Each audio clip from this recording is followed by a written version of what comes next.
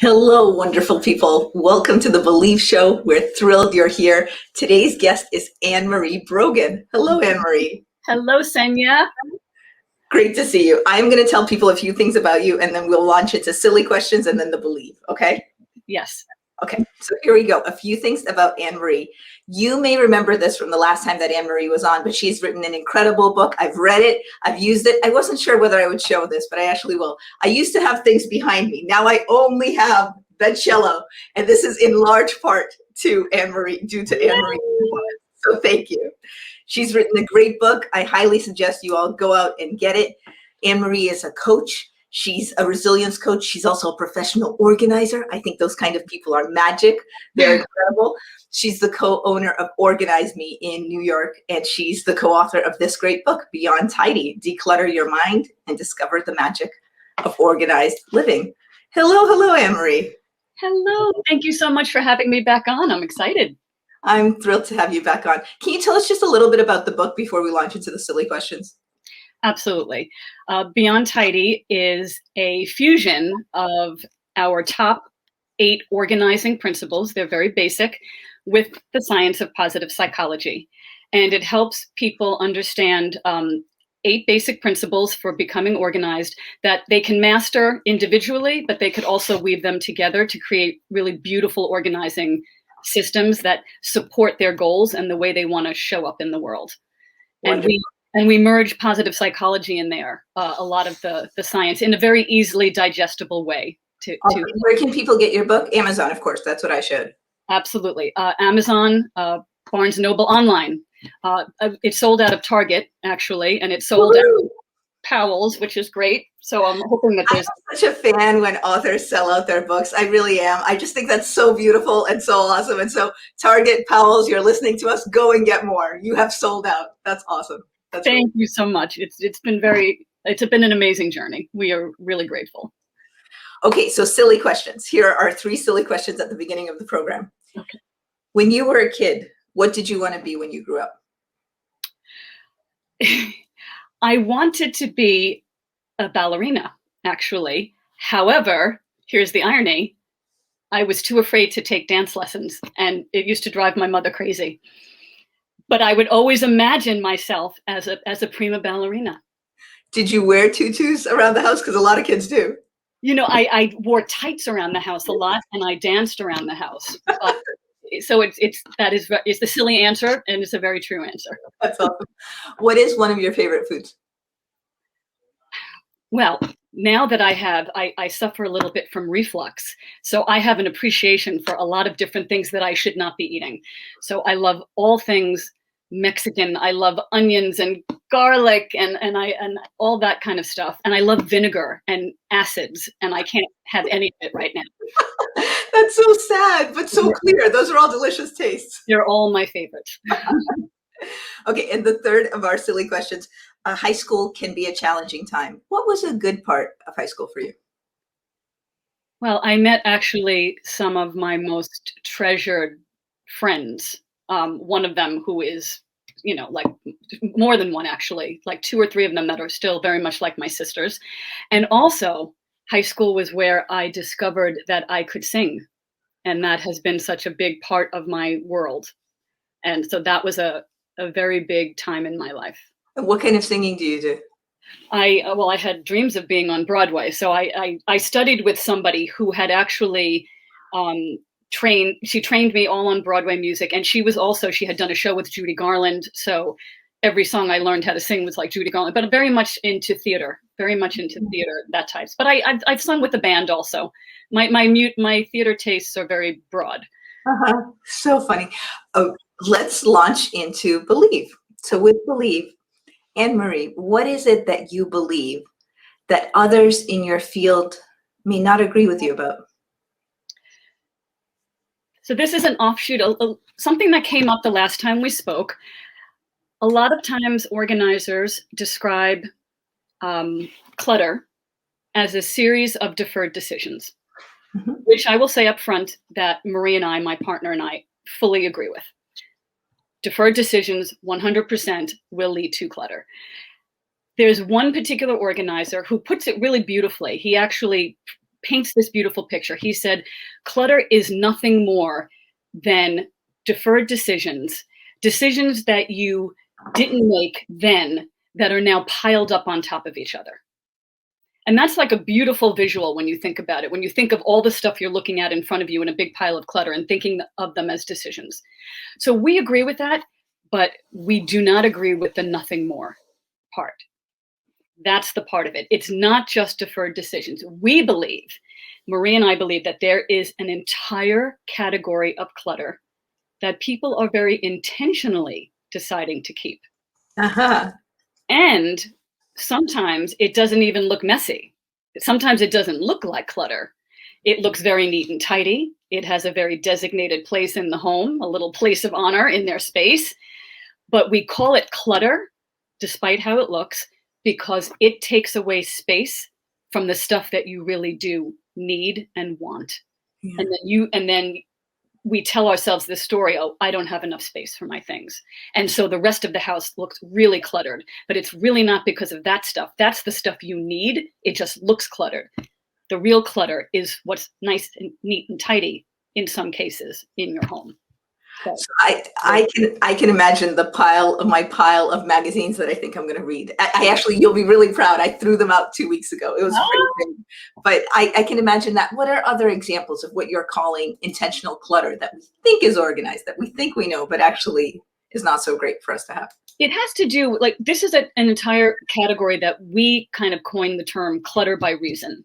Mm-hmm. So if you remember from the book, there is clutter by type, there's clutter by location. So you can have paper clutter and mental clutter and digital clutter, all of that type. But you can also have where it is. So you can have paper clutter in the kitchen. You can have toy clutter in the bedroom. But then there's this clutter by reason. And it's clutter because of the reasons why you're holding on to it. And these reasons, we take a deeper dive into that category in the book because we feel like it's very often unrecognized. People really are not recognizing that this is clutter and it's impacting the whole way they view their space and how their space is impacting them. So, you know, what you described, the magazines, we call that aspirational clutter. I do aspire to read those. Yes. Right.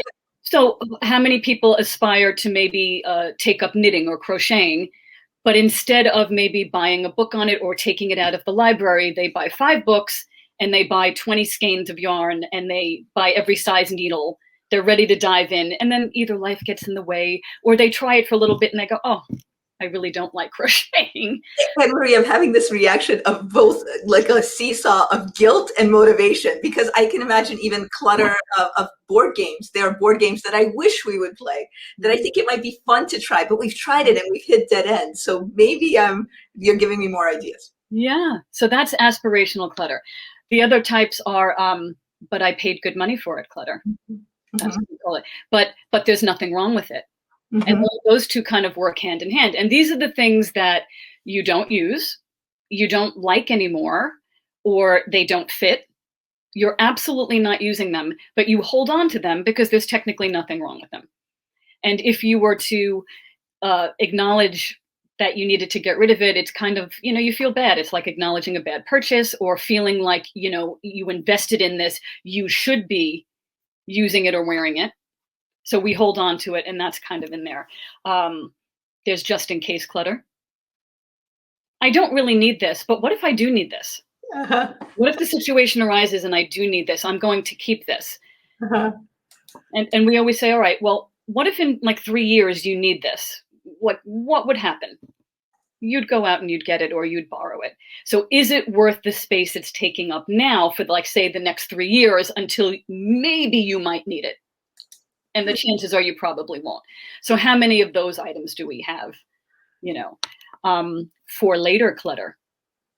Later clutter. So that we call that's an offshoot on our version of deferred decisions, which is for now clutter, where I'll just leave this here for now. That other type. This is for later. I don't really want to get rid of this. So I'm going to convince myself I can find another use for it. So I'm going to save it, but I'm going to use it for something else. And to a certain extent, that's great because we are big fans of repurposing things.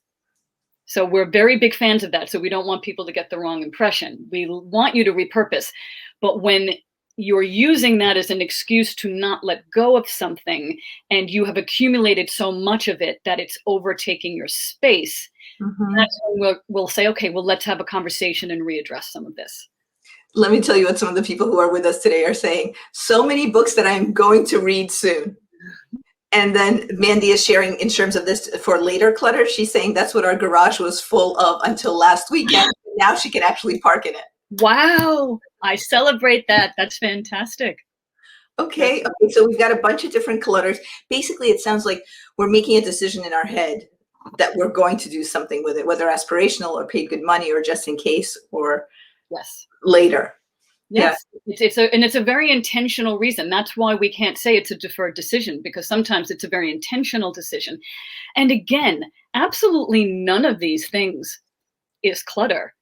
If you are going to use it, if you have enough space to house it, we call it clutter when it takes away space from the more needed items and the stuff that you do want and need, and the stuff that does fit you. If all the stuff that you're wearing on a daily basis is all over your bedroom or your closet, because what's hanging is all the stuff that literally doesn't fit you anymore or is not your taste, or for whatever reason doesn't serve you anymore. Maybe you used to work in corporate America and now you don't, but you have, 20 suits in your closet. Then it's going to be clutter. Even if they're all lined up beautifully and it looks lovely, this other clutter is building up because of that stuff. Annmarie, the more you talk, the more I somehow feel that there's a connection between the actual clutter that you're describing, and somehow I also feel that you're describing metaphorical clutter or just other things. I don't know if this is true or not, but I just keep getting that sense from what you're talking about. I believe it is. I mean, for some things, it is a very deep-rooted issue. Look, one of the other categories is sentimental clutter. Obviously, there's a lot of deep-rooted issues. And what happens with these types of clutter by reason is it makes the decision-making process very hard. So people often come to us, and actually, I think the last time we spoke, one of their comments and questions was, how do you handle sentimental clutter? And part of that is developing the self-awareness of what types of things you're keeping and the reasons why. So that's why it's valid and relevant to explore this in terms of moving forward on whatever your goals are. Yeah. Thinking about how your space and your organizational systems play into that. So with sentimental clutter, sometimes the only reason why you're keeping it is because it came from grandma. And so we're very sentimental people. Marie and I are, like, I'm a crier. So like, I'm very sentimental, I'm sappy, I'm all those things. So it's not that and I'm very emotional, and I'm filled with love for the people around me. So I understand how difficult it is to make decisions. So when it's the only reason why you're keeping it, if you absolutely hate it, if you get anxious at the thought of it, if it's shoved in like the bottom of your drawer because it's so ugly you can't possibly put it out there, but you can't let go of it because it came from grandma, how can we move through those challenges to help you still feel like you can honor your grandmother and your love for her, but still maybe part with that item or come to terms with that, rather than having your whole space be dictated by these clutter by reason categories? Let me tell you what one of the people is speaking. I'll just read it off. What about when people live together? So this one person is saying, my wife's clutter kind of makes me angry, and invites us to go and look at his wife's closet. So in particular, this is a wife-husband situation. I can imagine a parent-child situation. What about when your clutter sensibilities are different from the people that you live with? That is a challenging one. And that's another question we get often. And we always emphasize, we're not therapists, so we can't go into all of things, but we really do encourage a lot of communication. A lot of times we kind of assume the other people in our world are mind readers. Mm-hmm. And sometimes when things are obvious to us, they may not be obvious to other people. And it's important also, as we gain self-awareness as to our own tendencies, to understand that somebody else might have a similar type of clutter for a very different reason. Like, their reason for keeping it might be different. And sometimes when we put ourselves in their position, not that it makes the clutter go away, but it makes us understand, okay, well, there's a reason for it. maybe now we can have a dialogue and talk about, well, what is our common goal? And maybe the other person doesn't understand that it's not just annoying me. It's actually causing me anxiety. Maybe we can come together. How can we come together to have some common ground? And maybe it depends on the space too. I mean, it sounds like both people don't need to be aligned about every single space in the house. It's true. And sometimes, like, and you mentioned parent-child, and I'll offer my own experience. I have a 20-year-old daughter, and I just recently on social media posted an Instagram reel of her room, which looks right now like it came out of a magazine. But she is actually profiled in a short piece in the book as somebody who really tested every one of the principles in the book. It used to be very difficult for me because her room looked like, at times, a catastrophic mess. And, right away the ego comes into play. I'm like, you are the daughter of a professional organizer. How could, but she was always organized. But, for her, like, our principle of finish the task was where she got off track. She kind of knew where things belonged, but it wasn't reflected in the way it looked. But over time, as she got older, as she got more mature, as she decided what her vision was for her space, and she became aware of how her environment impacted her, it was this turnaround, and in talking, to her and always constantly kind of reinforcing, I don't like my space to look like this. This is why my space looks like this, because I feel anxious in a cluttered environment. And over time, so it's been so beautiful to watch that evolution. And it sounds like almost naturally. Yes, but it took over time, but I had to endure those years. That's a healthy example, because for you, this is something that's clearly very meaningful and you've put a lot of effort into it. And so you were earlier having this issue. So just for people to realize, it's okay. People grow and change and they get there. Oh my goodness. Marie and I empathize on several levels with a lot of the different things we talk about.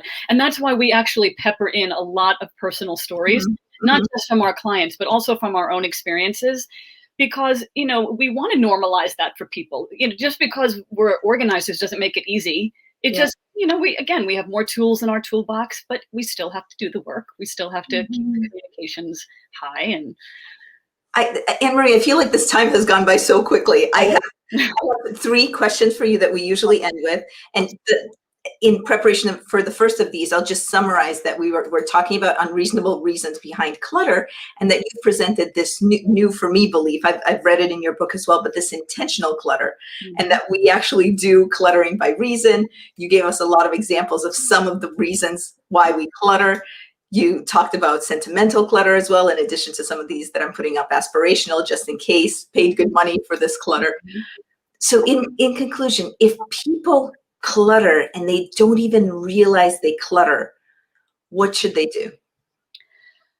I think the best thing they can do when they get to the point where they say, I can't live like this anymore, is to really, one of our principles is creating a very clear vision. Have a clear vision for your space.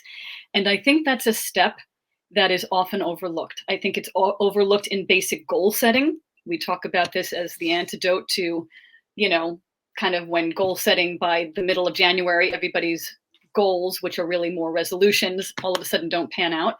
But also here, when considering your space, the clearer your vision is for your space and what you're looking to create, and again, maintaining that communication with others who may share that space and it'll impact them, the clearer you are with that, the more intentional your decision making will be. And it'll allow you to gain a little bit of self-awareness. What is in my space now? And how, the more awareness you have and the more knowledge, the clearer you will be as to what you want to grow towards. Does that make sense? Create that vision and then start to execute, but really have that vision before you start to execute, before you change this pile or that pile. And take the time to really explore that. Everybody jumps right into the goal setting or right into the, I need to organize this, rather than kind of taking the time to say, what is it about this space? That I want, like, or what will this give me? Like, how will it impact me when this space is organized? Right. What do I really want my living room for? What do I really want the dining area for? Right. That's really helpful. I am thinking as you are saying it. I am picturing every space in my house. I love it. And we encourage that to do a walkthrough and Yes. see which of the areas, are, and what part of the area. It's not just, it might not be your bedroom that's causing you the stress. It might be the papers in your bedroom. This might be a paper management issue. It may not be a bedroom space. But again, if you understand, I want to create this beautiful oasis in my bedroom. I want it to be my zen. I want it to be my my paradise and my place where I relax. That is going to impact the decisions that you make. I just want to mention, when I read about the walkthrough in your book, I felt so fancy. I'm just going to drop your book up here again, but I felt so fancy. I felt like I was giving someone a walkthrough. What do I really want from this room? What do I want from this room? So I felt very, very cool doing that. Marie is going to love hearing that too, because that was her. She added that to that chapter. She said, that's really helpful. I think that would be helpful. And so we added that to that chapter. So she's going to love hearing that. Super, super fun. Last two questions for the people who are with us today, including Heather Petrozelli, just so you know. And she says, hi, Heather.